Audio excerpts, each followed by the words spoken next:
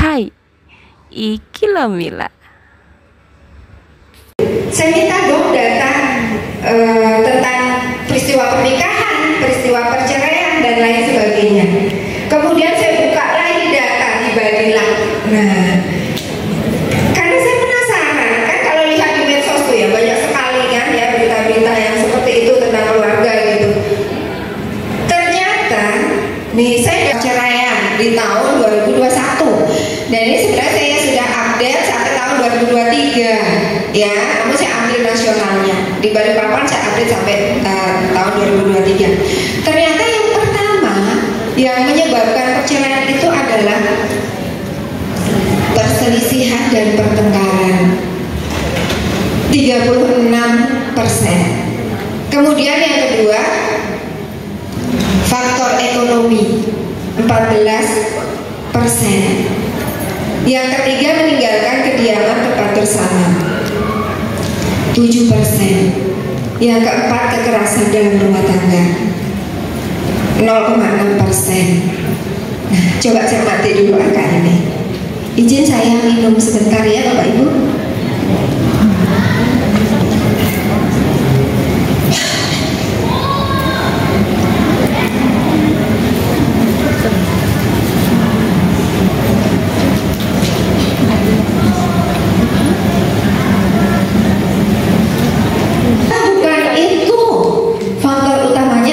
Berselisih dan bertengkar setiap hari.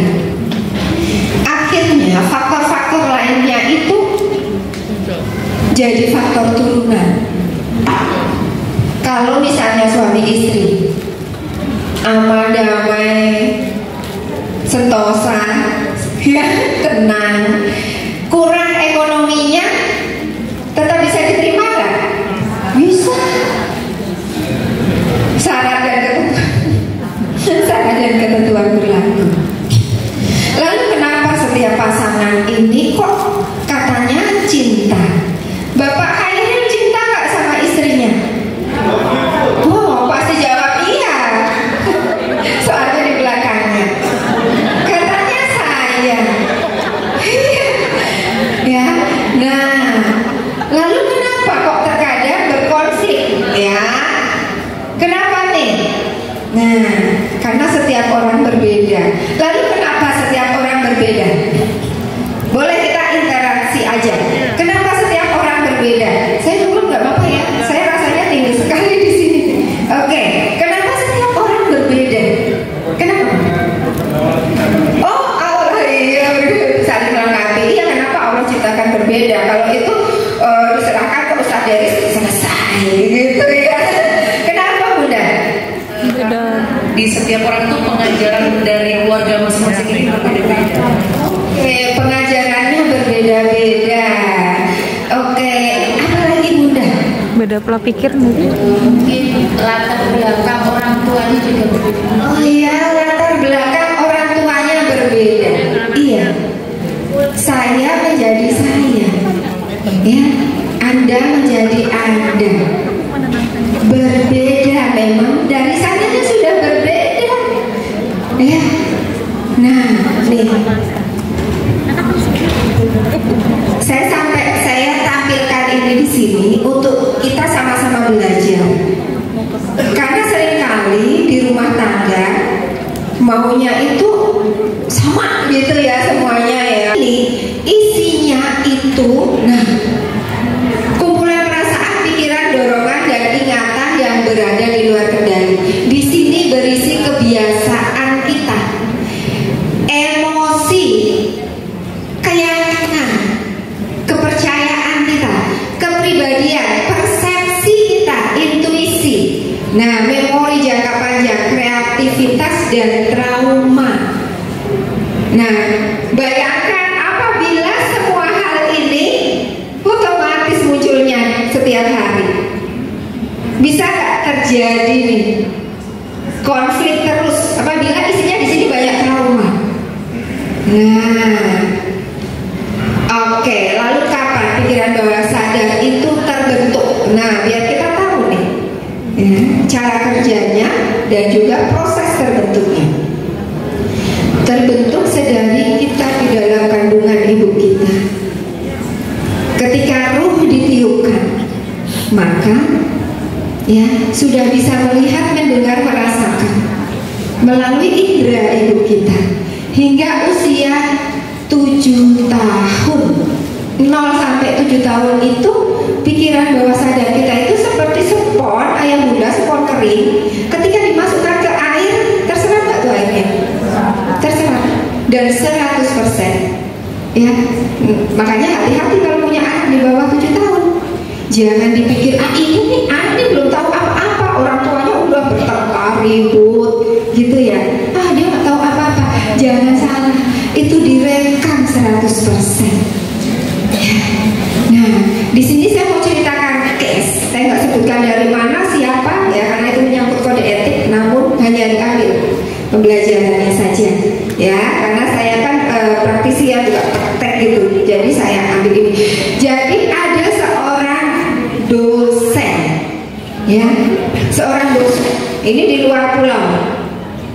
Kalau seorang dosen secara pendidikan bagaimana? Bagus, ya kan? Bagus. Bahkan beliau itu sudah, kalau nggak salah S3, doktor gitu.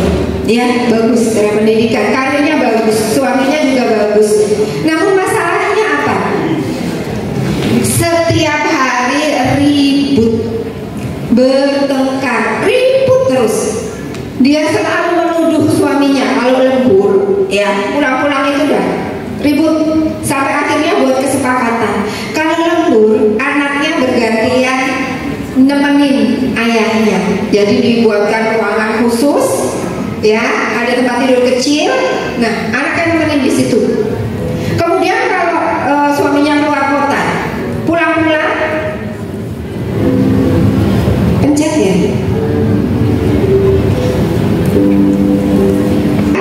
perang dunia, sampai akhirnya puncaknya dia minta suaminya untuk lakukan sumpah pocong.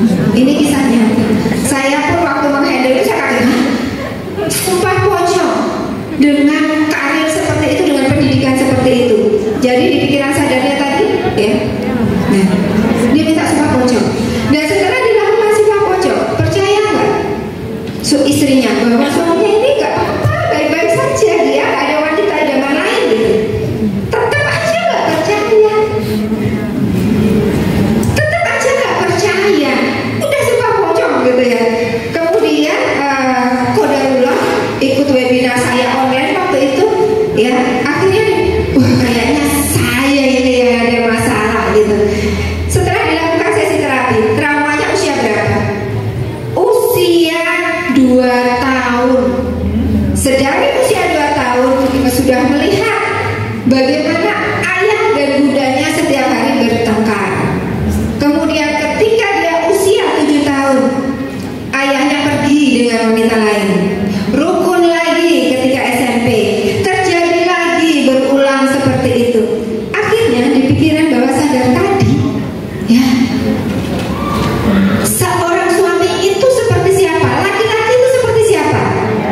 Iya, framing terbentuk, keyakinan terbentuk, beliefnya terbentuk, trauma terbentuk bahwa semua laki-laki seperti, padahal semua ya Ustaz ya. Iya.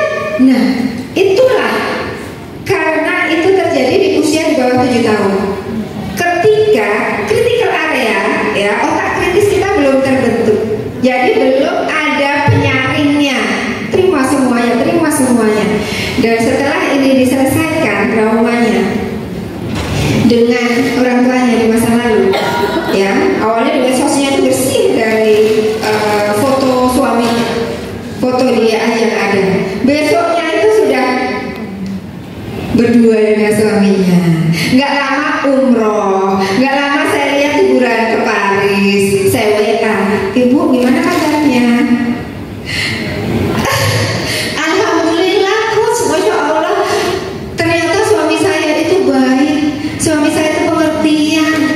Nah, kan ternyata dia sedang dikendalikan oleh traumanya di masa lalu dan dia nggak sadar. Nah, kemudian nih masa modeling, masa 7 sampai usia 7 sampai 14 tahun, ya. Ini kita dulu atau anak-anak kita sekarang ya itu sedang mencari role model seperti apa sih, model yang mana yang mau diikutin gitu ya. Dia sedang mencari, bahkan ada yang lebih suka nonton Korea dan lain sebagainya. Namun jangan salah, siapa yang paling sering dilihat didengar? Yang ada ikatan emosi, orang tuanya itu yang jadi role modelnya. Nah kemudian, ini masa sosialisasi saya perlu sampaikan di awal biar tahu tahapannya. Usia 14 sampai 21 tahun. Nah di usia segini kita lebih senang kumpul sama keluarga atau kita main sama teman. Mungkin anak-anak sama temen dong, iya kan? Bahkan anak saya ada yang waktu itu lagi viral film apa, Mas nonton yuk, jawabannya apa? Aku nggak suka, aku nonton, males di rumah aja. Itu siang, sorenya Bun mau nonton ya sama teman-teman, film apa? Nah kalau nggak tahu tahapannya ini gimana nih? Diajarin orang tua nggak mau, teman-temannya pergi, konflik ya? Konflik. Begitu tahu, ya memang tahapannya anak SMA kelas 1 sedang nyari jaringan pertemanan. Iya. Oke, ya. Nih coba kita perhatikan bagaimana anak-anak itu. Nah, coba flashback ke belakang. Sering nggak ketika kita berinteraksi mungkin dengan pasangan, dengan anak, kemudian tiba-tiba kok kayaknya saya pernah ya ngalamin ini, kok saya kayak nggak asing ya dengan kata-kata ini gitu. Karena secara tidak disadari ya, kita ini meniru apa yang dilakukan, apa yang diucapkan. Kemudian apabila ada emosional di situ, maka itu diikat masuk ke memori jangka panjang kita. Nah, ya. Jadi ketika saya menyampaikan materi-materi ini, saya pun sambil masuk ke dalam diri saya. Perilaku-perilaku mana sih yang saya belum sadari?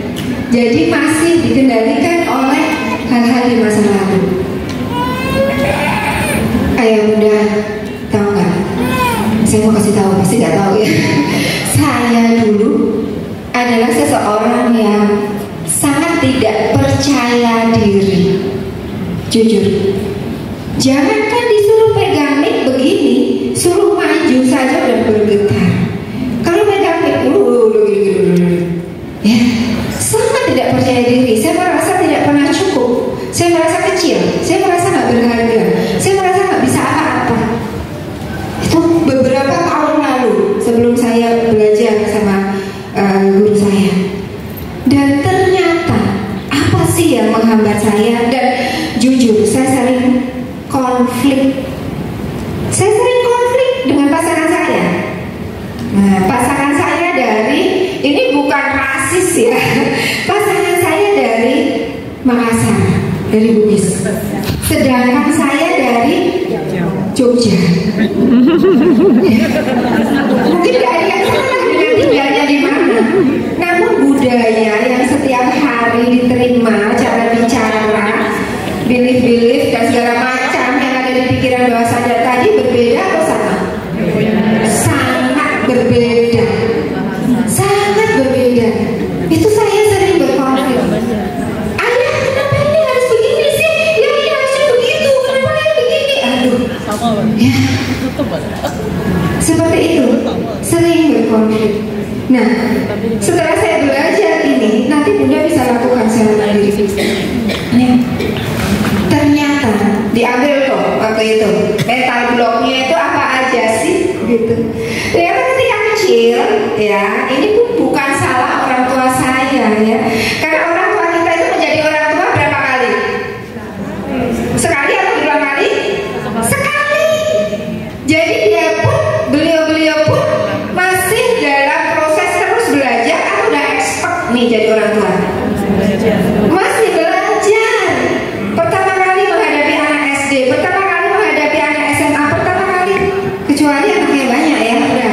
gitu ya. Nah mungkin Ustadz Imam sama Umi ini udah expert gitu, udah lulus gitu, ya kan? Kita baru pertama kali begitu juga, orang tua kita itu baru pertama kali menjadi orang tua. Jadi ini bukan sesi menyalahkan orang tua, tapi memperbaiki ke depannya, memaafkan orang tua. Dan kejadiannya itu sangat simpel gitu ya, maksudnya sebentar gitu. Jadi ketika itu hujan deras, ya hujan deras, saya main hujan di tepi sungai, hanyut dong saya. Itu saya setengah mati nyari pegangan biar bisa selamat gimana? Usia 5 tahun saya. Pegangan dapat akar, kemudian saya naik ke atas selamat.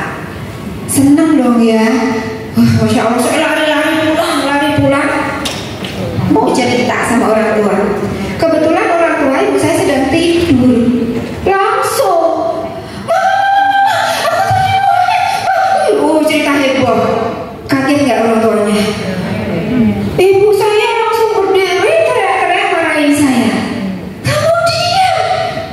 Pokoknya dimarah-marahin gitu. Saya langsung diam. Sejak itu saya takut bicara. Saya takut bicara, takut salah bicara, gitu. Nah, setelah itu dilepas, saya lepaskan apa yang terjadi di masa lalu. Saya juga nggak tahu. Ternyata Allah tuntun saya hingga saya nyaman, tenang ketika mesti bicara di depan. Hal-hal kayak gitu kita sadari nggak? Nggak. Dan ketika saya masih aktif berkantor, masih aktif kerja, saya udah belajar public speaking, saya belajar ini, saya belajar itu, tetap aja saya tetap gak berani. Ya, ternyata itu tuh yang perlu dilepas.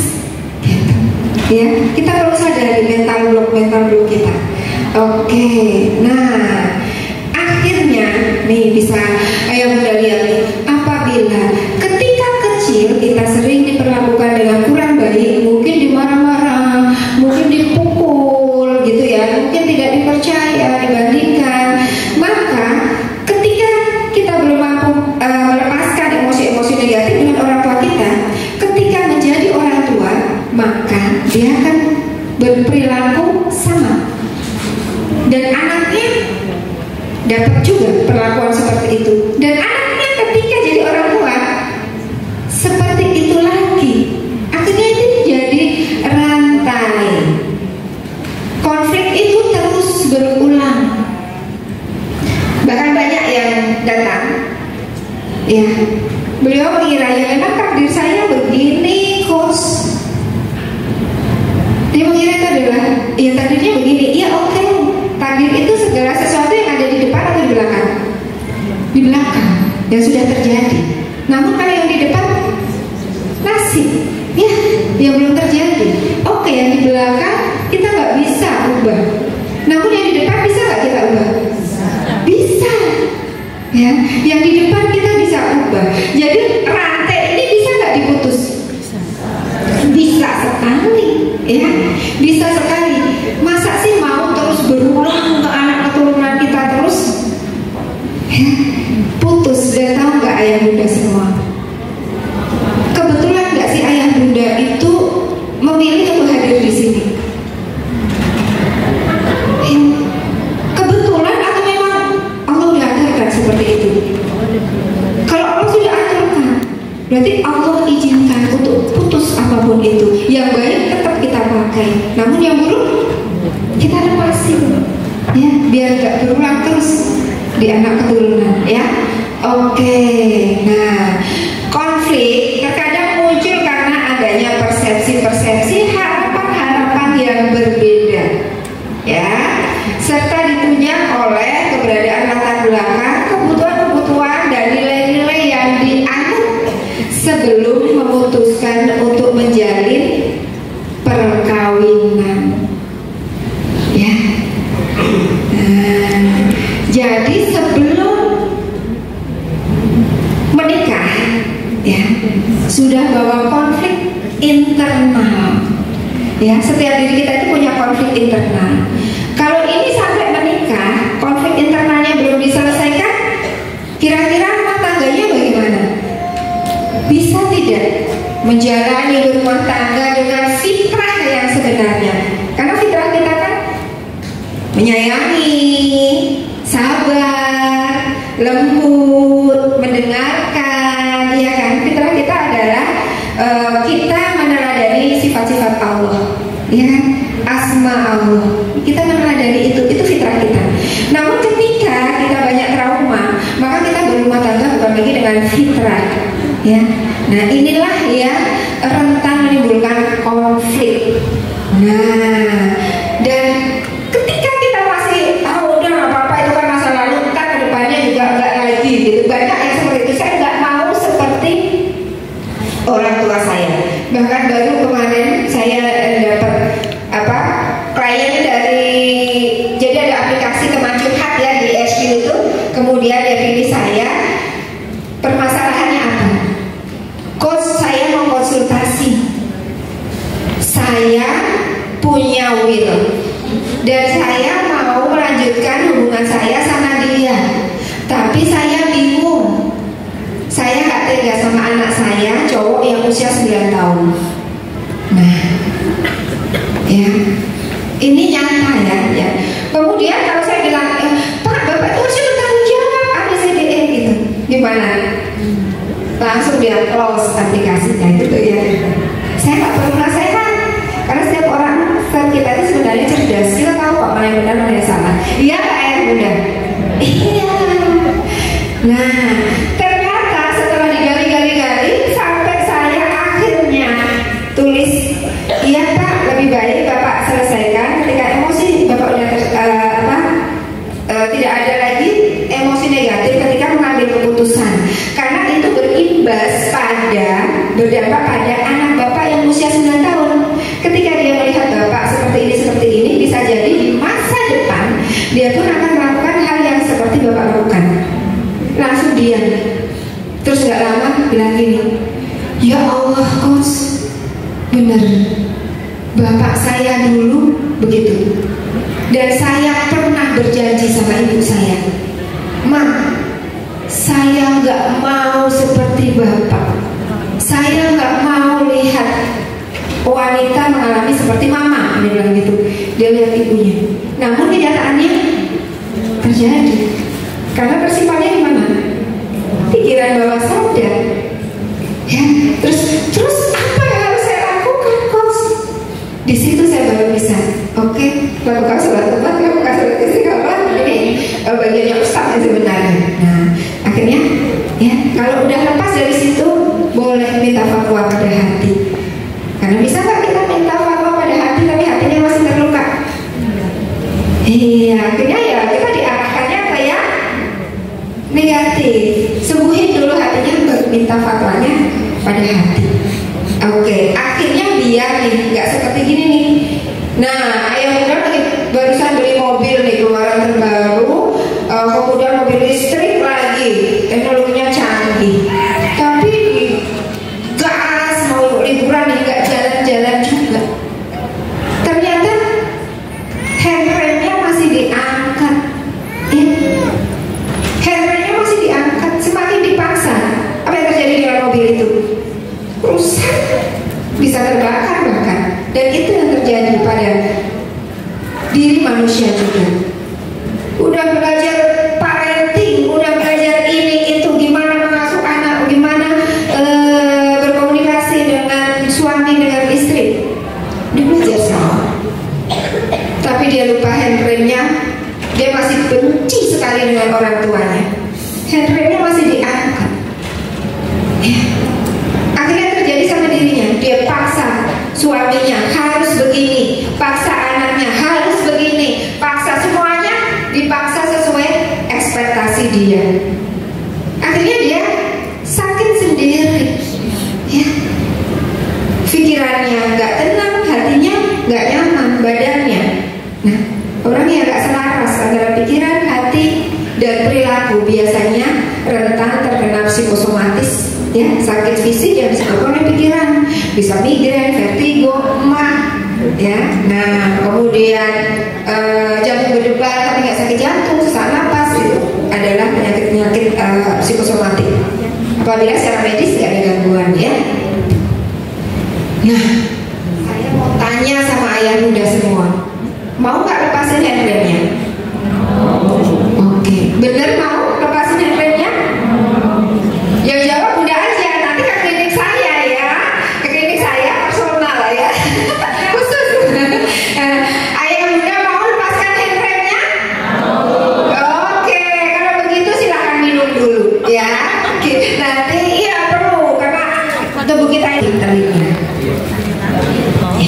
Taruh di samping telinga. Yang di belakang telinga ini adalah semua masa lalu kita. Ya, oke, turunkan dulu. Masa lalu ini hal yang terjadi kapan saja. Kapan saja. Tadi barusan. Semenit yang lalu udah masa lalu? Sudah. Setahun? Apa lagi? 10 tahun? 20 tahun? 60 tahun? Iya, masa lalu. Dan si masa lalu ini bisa nggak kita mau ubah sesuai mau kita? Kalau kita udah berkonflik nih ya dengan suami, dengan anak, nah untuk melepaskan itu kita itu perlu dinetralkan dulu karena kan udah terjadi ya. Bisa jadi anak kita udah kesel sama kita, marah sama kita.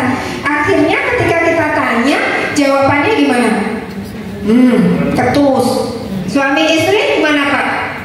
Meremut. Baru diajak, Bun nanti begini-begini. Udah gitu ya. Kita netralin dulu. Dan netralinnya itu dengan apa? Iya. Saya lakukan sama suami saya. Ya. Awalnya kan saya itu ekspektasi tinggi. Maunya suami begini sesuai dengan belief saya dari keluarga saya yang bapak saya begini, yang pokoknya harus sesuai gitu ya. Suaminya nyaman nggak nih kalau istrinya gitu? Saya tanyanya para suami deh, nyaman nggak Pak kalau misalnya suaminya maunya ayah harusnya begini? Nggak nyaman. Kemudian suami juga maunya istrinya begini, nyaman nggak para istri? Nggak nyaman, iya kan? Akhirnya itu akan terus berkonflik. Nah, netralin, ya, netralinnya dengan maaf, ya. Bener-bener ini perlu nurunin ego banget. Ya enggak? Ini perlu nurunin ego banget, ya. Nah, bahkan dulu ketika ini saya capek-capeknya kok segini-gininya ya berumah tangga ini ribut mulu gara-gara anak aja udah ribut gitu ya. Tuh awal-awal nikah dulu sibuk mau ubah suami nggak bisa juga. Akhirnya udah saya fokus sama diri saya sendiri dan saya minta maaf sama suami. Ayah udah minta maaf ya. Nah, kemudian saya datengin ke kamar anak satu-satu.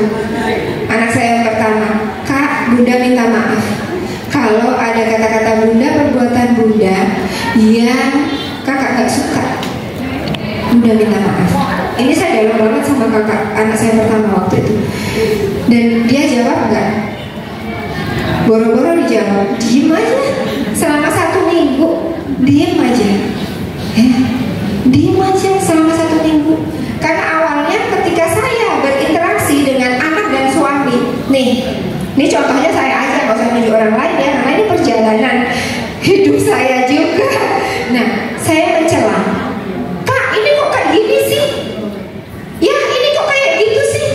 Ini adalah ciri-ciri ketika seseorang belum selesai dengan internal konfliknya. Ini bukan kata saya, ini kata Dr. Ibrahim El-Fiqi, motivator muslim dunia, NLP dan hipnoterapis.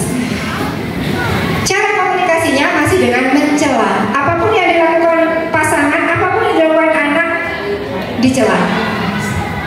Kemudian yang kedua, mengkritik, ya. Dikritik semuanya. Nah, terus apakah kita nggak boleh kritik? Boleh, tapi ada kok caranya, ya. Nah, ini mencela, mengkritik. Kemudian nih yang paling bikin sedih nih ya, membanding-bandingkan. Suka nggak dibanding-bandingkan? Dibanding-bandingkan. Sekarang tuh masih eksperimen gitu ya, belum belajar ini.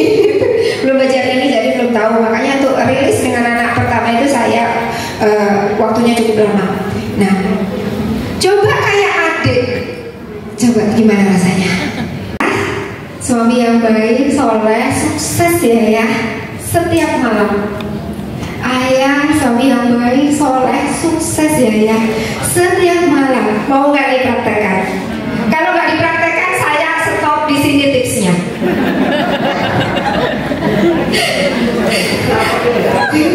Begitu juga suami ke istri. Kalau dirasa istrinya bagaimana, cari kalimat positif, ucapkan. Dan itu sangat berdampak. Yang jujur dong Ustaz, ya, yang jujur dong ya. Nah, ucapkan.